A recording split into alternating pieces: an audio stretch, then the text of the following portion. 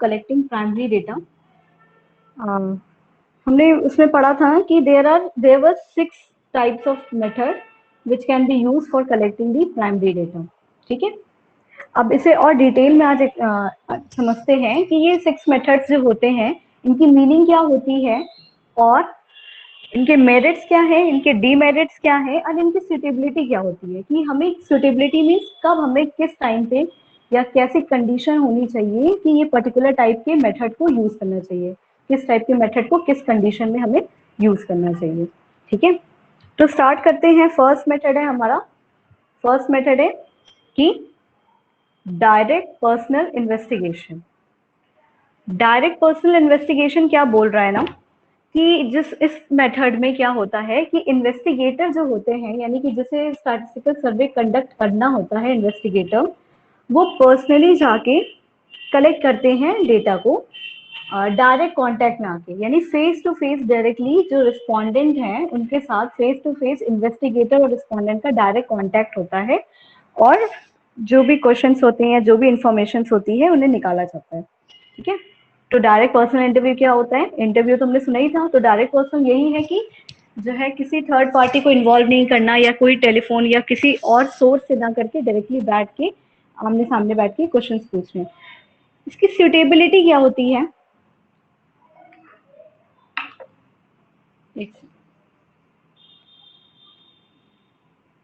Suitability क्या है इसकी कि इस मेथड को when area of investigation is limited, जब हमारी जहां पे हमें इन्वेस्टिगेशन करना है वो एरिया क्या है, एक लिमिटेड एरिया होती है, यानी कि एक कन्फाइंड एरिया है, एक छोटी एरिया होती है जिसमें कि इतना मेरे लिए पॉसिबल होता है, इन्वेस्टिगेटर के लिए पॉसिबल होता है ये बात कि वो पर्सनली जा जाके एक एक लोगों से बैठा के सामने बैठ के उसके इंटरव्यू ले सके। ठीक है, तो इसलिए यहाँ पे अगर एरिया हमारी इन्वेस्टिगेशन की एरिया अगर लिमिटेड है तो हम कौन सा मेथड प्रेफर करते हैं? Direct personal interview. Is it clear? Yes, ma'am. Okay, now कुछ मेरिट्स देखते हैं कि डायरेक्ट पर्सनल इंटरव्यू के ना कुछ मेरिट्स होते हैं, यानी कि कुछ क्यों करना चाहिए, क्या फायदा है इसका, एडवांटेजेस क्या है ना। तो हम बोल सकते हैं कि डायरेक्ट पर्सनल इंटरव्यू जो होता है ना is original. Direct personal interview क्या होता है? ओरिजिनल होता है। क्यों बोल सकते हैं ओरिजिनल होता है? बिकॉज जो डेटा थी वो कहीं से गलत प्रिंट होगी नहीं आई होगी या गलत इंफॉर्मेशन नहीं आई होगी। वो जो डेटा थी वो डायरेक्टली हमारे पास आई होगी, है ना, क्योंकि हमने खुद से जो है क्वेश्चनिंग की है और खुद से इंफॉर्मेशन निकाला है, तो ये ओरिजिनल होगा, ये मान सकते हैं हम। और क्या मेरिट हो सकता है कि जो डायरेक्ट पर्सनल इंटरव्यू है वो मोर रिलायबल होता है। मोर रिलायबल होता है मतलब उस पर ज्यादा यकीन किया जा सकता है, क्योंकि जब हमें पता है कि डेटा ओरिजिनल है, ओरिजिनलिटी है, तो उस पर रिलायबल भी हो सकते हैं, यानी हम उस डेटा के ऊपर डिपेंडेंट भी रह सकते हैं कि हाँ ये सही ही होगा, ये करेक्ट इन्फॉर्मेशन ही होगी। तो इससे एक और मेरिट निकल के आया, हम बोल सकते हैं कि डेटा क्या होगा? एक्यूरेट होगा। जो डायरेक्ट पर्सनल इंटरव्यू में डेटा यूज होता है वो डेटा क्या होता है? एक्यूरेट होता है। ओके, तो ऐसे डेटा कैसे होते हैं? एक्यूरेट भी हो सकते हैं क्योंकि डायरेक्टली कांटेक्ट में आया है। Just wait a second.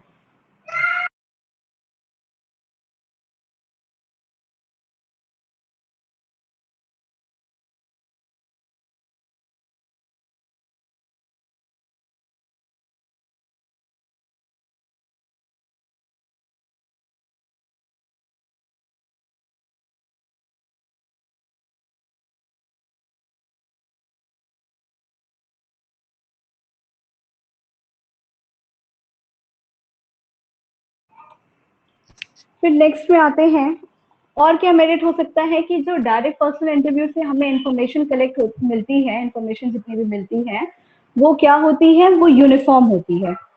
इस यूनिफॉर्म, यूनिफॉर्म मतलब क्या कह सकते हैं? यूनिफॉर्म का मतलब है कि समानता होती है, यानी एक जैसी होती है, उसमें चेंजेस नहीं आते हैं, है ना। हम सबसे जो है अगर डायरेक्टली क्वेश्चन इंटरव्यू कर रहे हैं तो हम जो है सारे लोगों से एक जैसे क्वेश्चन भी पूछ सकते हैं, उसके आंसर्स आ सकते हैं, तो हम कह सकते हैं उसमें यूनिफॉर्मिटी बनी रहती है।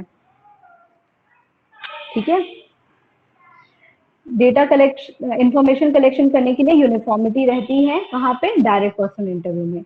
तो कुछ इसके डीमेरिट्स भी होते हैं, ठीक है। ये तो हो गई इसकी मेरिट्स की बात कि अगर डायरेक्ट पर्सनल इंटरव्यू यूज करेंगे तो फिर क्या क्या मेरिट्स हुए। इसके कुछ डीमेरिट्स भी होते हैं, और जैसे कि फॉर एग्जाम्पल एक है demerit, not suitable for wide areas. यहाँ हमने पढ़ा ना कि अगर लिमिटेड एरिया रहेगी हमारी तो डायरेक्ट इंटरव्यू, पर्सनल इंटरव्यू बहुत सही होता है, क्योंकि हम डायरेक्टली कांटेक्ट में आके ओरिजिनल रिलायबल एक्यूरेट डेटा पा सकते हैं। But it is not suitable for wide areas.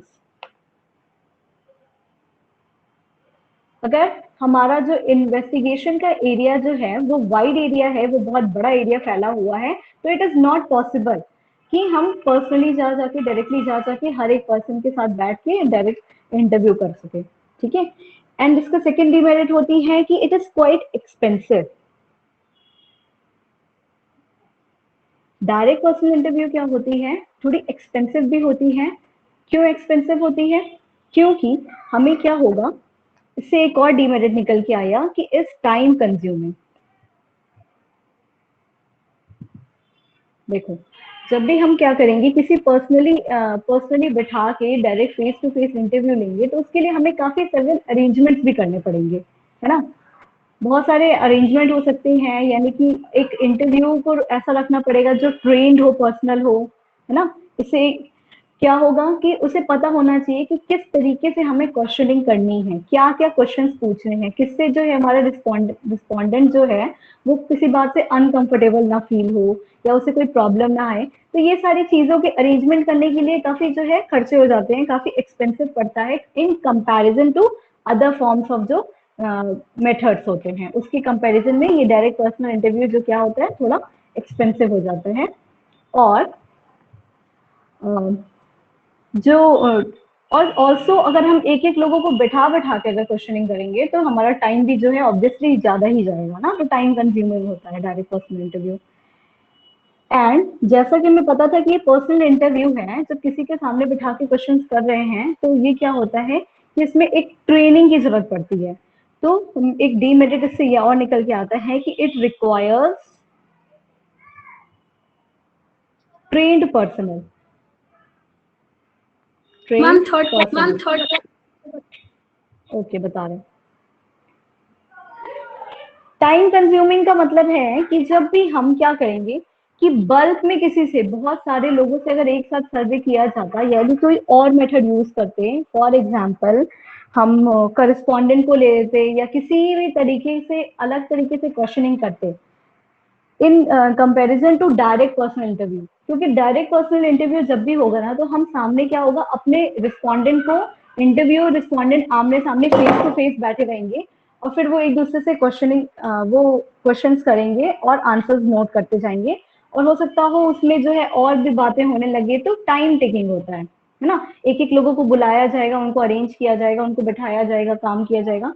तो कह सकते हैं कि ये जो डायरेक्ट पर्सनल इंटरव्यू है ना, ये थोड़ा टाइम कंज्यूमिंग है, ठीक है। फॉर एग्जाम्पल जैसे आप लोगों का अगर वाइवा होता है एग्जाम में, ओरल एग्जाम, प्रैक्टिकल एग्जाम होता है, वाइवा होता है, तो अगर हम एक एक लोगों को बुला के पर्सनली जो है क्वेश्चनिंग करते हैं, कोई भी करता है टीचर, तो क्या होता है उसमें काफी टाइम जाता है ना, बहुत लंबा ड्यूरेशन चला जाता है। उसी के कंपैरिजन में अगर वहां पर रिटन टेस्ट हो रहा होता, रिटन एग्जाम हो रहा होता, तो क्या होता कि एक साथ ही जो है सारे लोगों को जो सारे क्वेश्चंस पूछ लिए होते और एक बार में ही जो है आंसर आ जाता और उतने ही पर्टिकुलर लिमिटेड टाइम में सारे जो है आंसर्स हमें मिल जाते। ऐसा हो सकता था कि अगर हम क्वेश्चन एयर दे दे या क्वेश्चन मेथड यूज करें या एग्जामिनेशन में पेपर मेथड यूज करते हैं in comparison to practical exam, तो ये कह सकते हैं कि डायरेक्ट पर्सनल इंटरव्यू क्या होता है, वो थोड़ा टाइम कंज्यूमिंग होता है। किसके कंपैरिजन में बात हो रही है, ये जो अलग अलग हम लोग मेथड पढ़ने वाले हैं ना, टोटल 6 मेथड पढ़ेंगे। इन 6 मेथड्स में ये बोल रहा है कि ये वाला मेथड जो है वो टाइम कंज्यूमिंग होता है। Is it okay? समझ में आया? Yes ma'am. Okay. Now moving towards the next method. Our second method is indirect oral investigation. है ना? ये क्या है? Indirect oral investigation. Oral investigation है, इसका मतलब कोई भी रिटन फॉर्म में आंसर नहीं है, जो इन्वेस्टिगेशन हो रहा है वो ओरली हो रहा है। बट यहाँ एक वर्ड और लिखा हुआ है कि इनडायरेक्ट, है ना। इनडायरेक्ट का मतलब है कि यहाँ इन्वेस्टिगेटर जो है वो डायरेक्टली बिठा के या डायरेक्ट ही रिस्पोंडेंट से क्वेश्चनिंग नहीं कर रहा है. Investigator approach third party. In this method investigator जो है वो थर्ड पार्टी के पास अप्रोच करता है.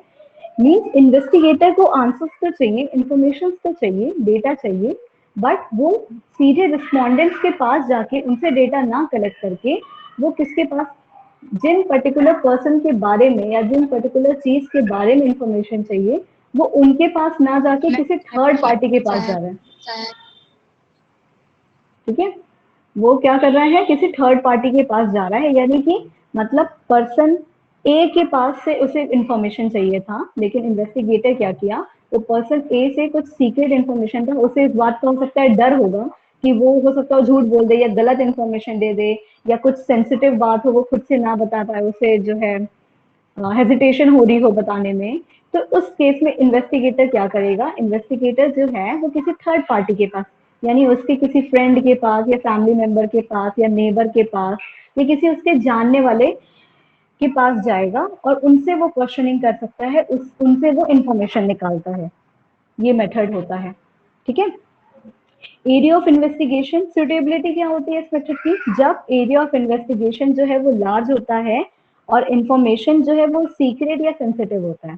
ठीक है, तभी ज्यादा प्रेफर किया जाता है इस टाइप के मेथड को, क्योंकि एरिया ऑफ इन्वेस्टिगेशन लार्ज होना चाहिए. मतलब कि एक पर्सन जो है, जैसे इन्वेस्टिगेटर किसी थर्ड पार्टी के पास गया तो वो हो सकता है वो थर्ड पार्टी 3-4 लोगों के बारे में इंफॉर्मेशन दे सकता है ना. तो उससे क्या होगा, हमारा जो है टाइम बचेगा, जो अलग अलग लोगों से एक एक करके क्वेश्चनिंग करना था उसका टाइम सेव हो जाएगा. तो उस टाइम पे हम oral investigation, indirect oral investigation prefer कर सकते हैं.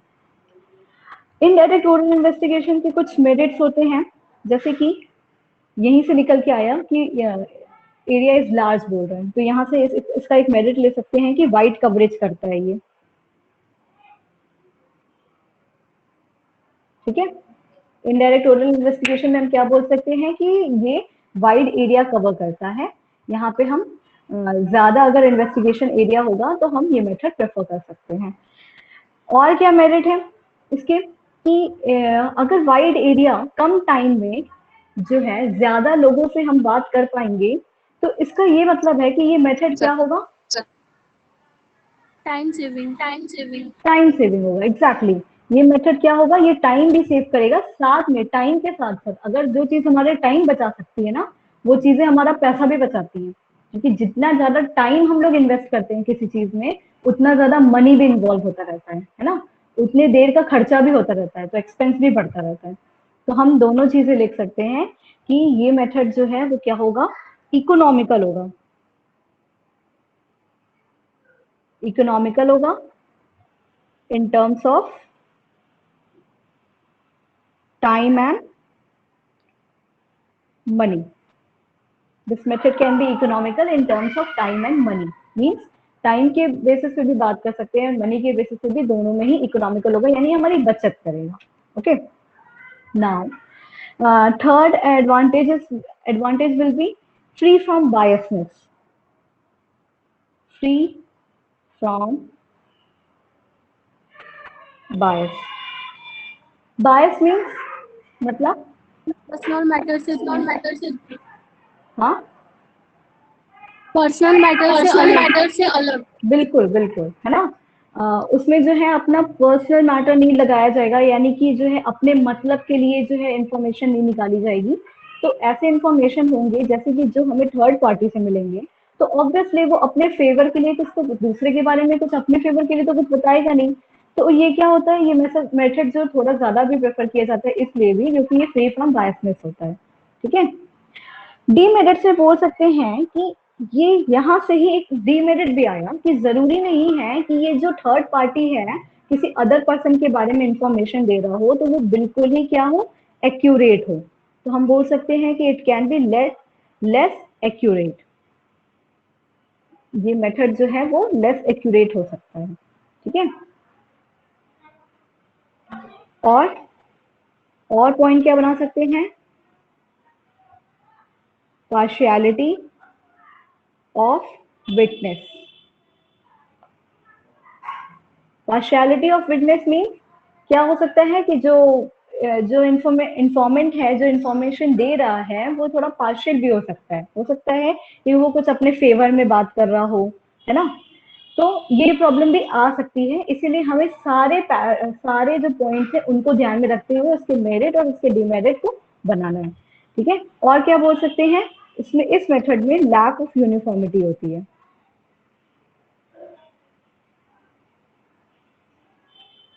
ये इस मेथड से इंफॉर्मेशन जो है ये जरूरी नहीं है यूनिफॉर्मली मिलता रहे, यानी लगातार कंटिन्यू रहे ना, तो लैक ऑफ यूनिफॉर्मिटी होती है, ये इसका एक डिमेरिट हो गया। Okay, now moving towards the third method which is information from correspondent। Information from correspondent, इसका मतलब क्या होता है, जब भी हम इंफॉर्मेशन को निकालते हैं या डेटा का कलेक्शन करते हैं with the help of some other we can say appointed या ट्रेन्ड एजेंसी से या एजेंट से ना, किसी को अपॉइंट करके या किसी अदर पर्सन को हायर करके उनके थ्रू अगर इंफॉर्मेशन को निकाला जाता है तो वो क्या होता है कि उसे बोलते हैं information from correspondent. Local agents are appointed and train to collect the information. इस मेथड में क्या होता है कि जो लोकल एजेंट्स हैं उन्हें अपॉइंट किया जाता है और ट्रेन किया जाता है कि कैसे आपको इंफॉर्मेशन को, डेटा को कलेक्ट करना है, ठीक है।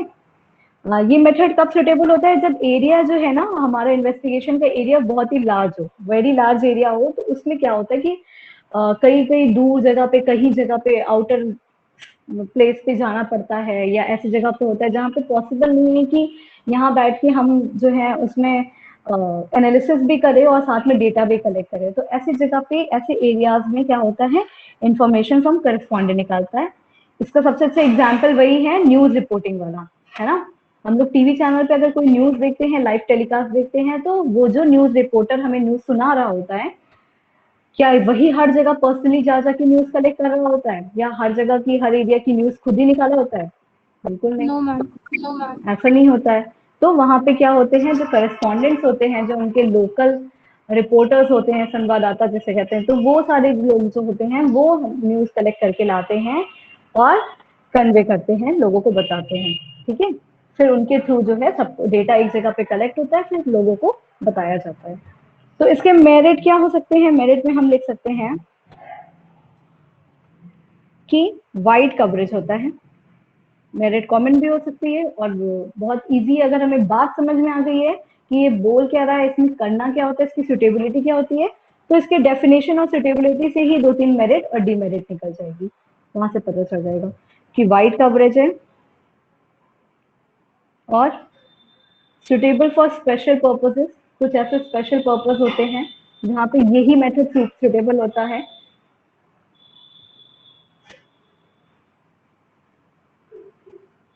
उन जगह पे ये मेथड जो है बहुत सुटेबल होता है, तो ये इसका एक मेरिट हो गया।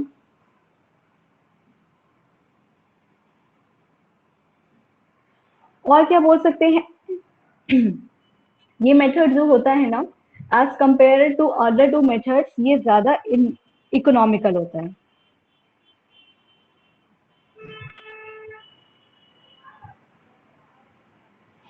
ना। जो मैम हमारे मीन्स दैट कोरेस्पॉन्डेंट्स मीन्स हैं, हाँ, मैम मीन्स मीन्स इसका ज्यादा टाइम टेकिंग।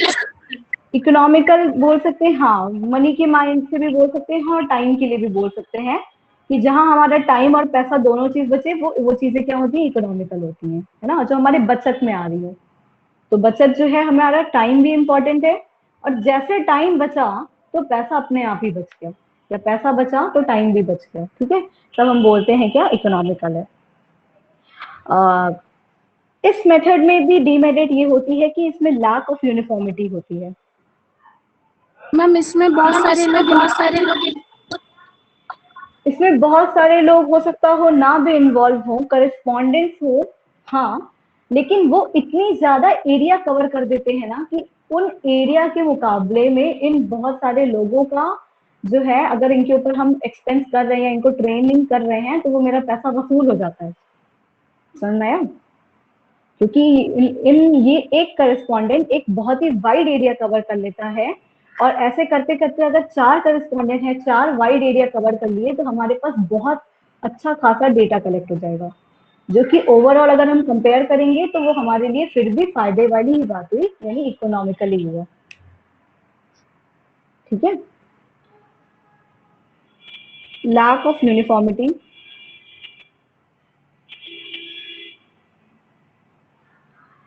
सेकेंड पॉइंट है डेंजर ऑफ पार्शियलिटी, क्योंकि जब डायरेक्टली इन्वॉल्वमेंट नहीं होती है ना, तो ये वाला डीमेरिट हम हर जगह मान के चल सकते हैं कि डेंजर ऑफ क्या, पार्शियलिटी, पार्शियलिटी हो सकती है। ठीक है, पार्शियलिटी हो सकती है यानी थोड़े बायसनेस हो सकती है, थोड़ा सा चेंजेस या जो है ऑल्टरेशन हो सकता है जो इन्फॉर्मेशन मिला है उसमें। एंड लैक ऑफ एक्यूरेसी, इसी पॉइंट से ये भी निकल के आया कि लैक ऑफ एक्यूरेसी हो सकती है, डेटा जो है थोड़े इनएक्यूरेट हो सकते हैं क्योंकि हमने डायरेक्टली कलेक्ट नहीं किया है।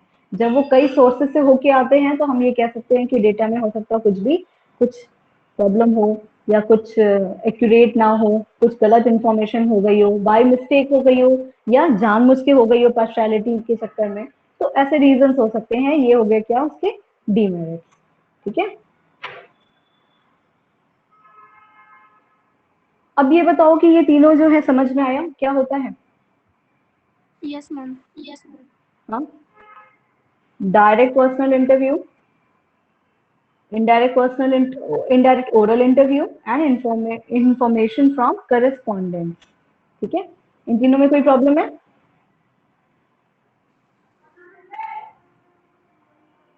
ठीक है, मैम अगर कोई प्रॉब्लम नहीं, हाँ, मैम इनडायरेक्ट और